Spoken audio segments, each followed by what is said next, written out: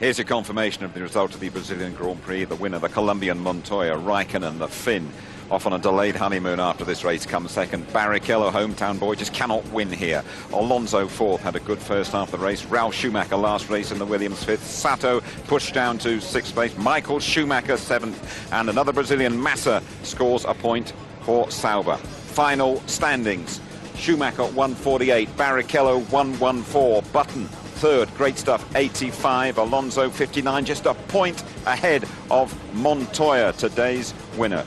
Trulli sixth, Raikkonen seventh, and Sato 34 points in eighth place.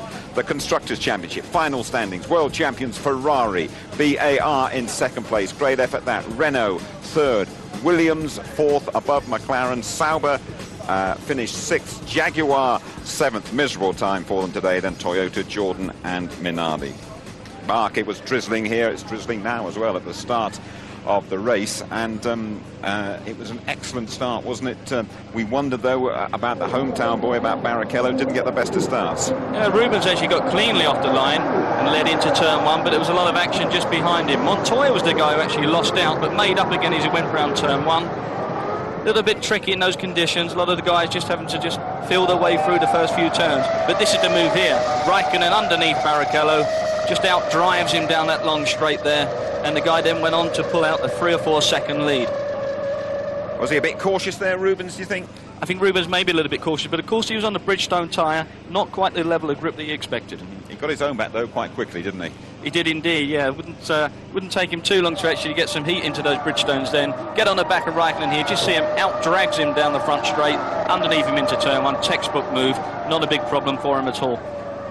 It was a really tough race physically for them all, wasn't it? A lot of them even on the podium there feeling those necks. Yeah, this circuit here is very tough. Tough as well because you've got the bumps, and that takes a lot of energy out as you're driving around lap after lap. I guess when you hear or you smell smoke on the grid, as Jenson Button did, the engine obviously on fire, you don't expect too much from the race. He couldn't deliver much, could he? I think Jenson probably knew very early on that he was in trouble. You're quite right. When you get that kind of smell in the cockpit, and then when you feel the engine just letting go in a way that smoke then pouring out the back of it, it's good night Vienna, his day's over. But I think this guy in particular very disappointed to finish the season off in this way. But a belting season for Jenson Button. Oh, he's had a fantastic season. I mean, he's contributed most of the points that BAR have managed to get with that second in the Constructors, and I think there's a lot more to come from him.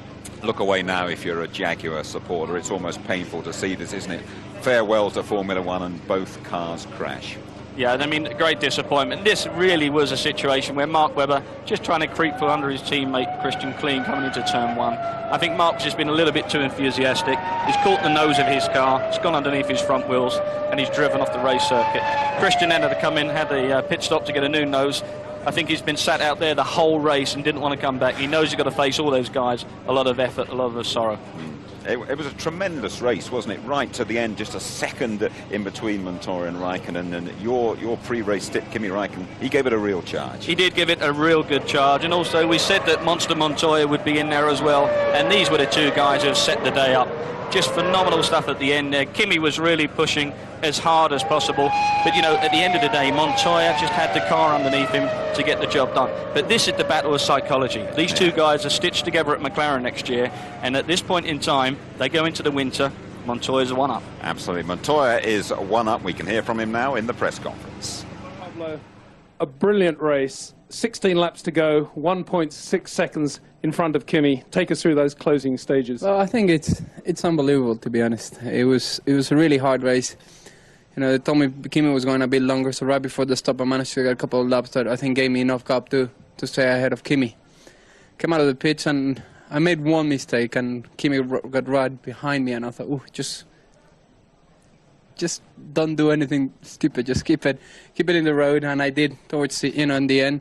Managed to get a very good laps at the end and open a little bit of gap on Kimi, and it's fantastic. You know, it's been 4 years with Williams. We had up, down, and everything, and I think to close these 4 years with a win is unbelievable. You know, I really want to thank Frank. I thank all the team except Frank, and thanks, Frank.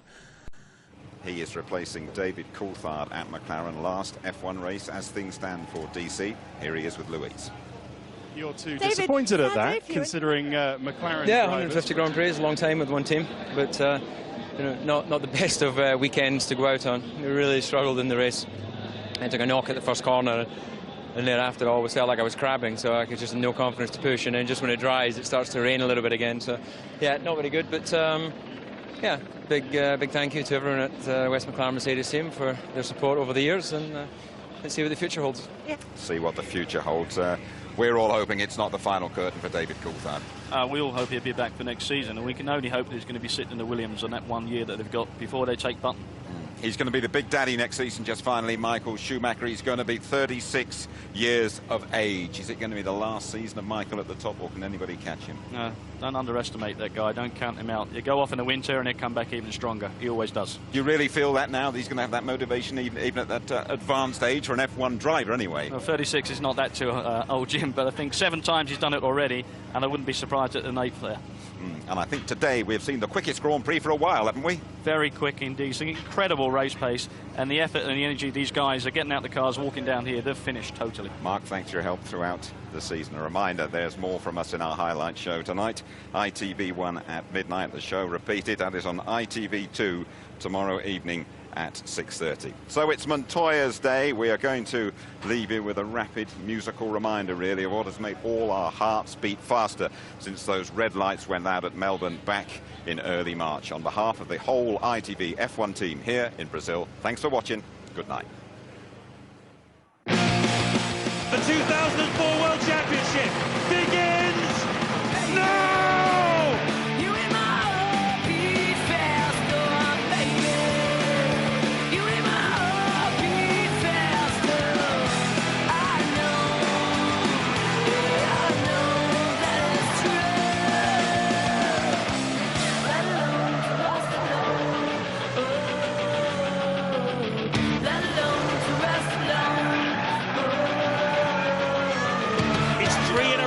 For Schumacher.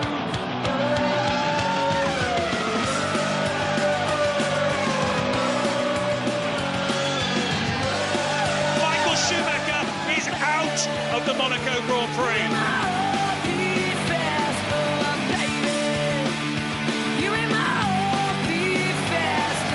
What a tremendous drive by Michael Schumacher.